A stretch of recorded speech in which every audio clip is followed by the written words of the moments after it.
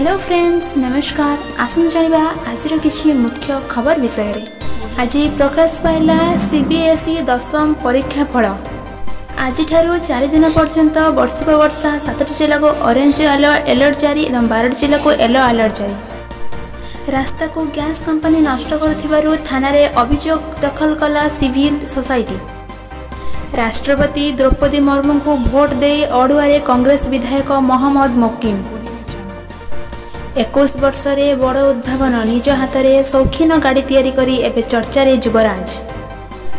4 दिनिया दिल्ली गस्त रे जिबे मुख्यमंत्री नवीन पट्टनायक। मरणांत पलटि एनएच 55 प्रतिवाद रे आज 12 घंटिया ढेंकानाल बंद। हटिला आईनगत प्रतिबंधक खूब शीघ्र नियुक्ति पाइबे 10,000 ऊर्ध्व हाईस्कूल शिक्षक।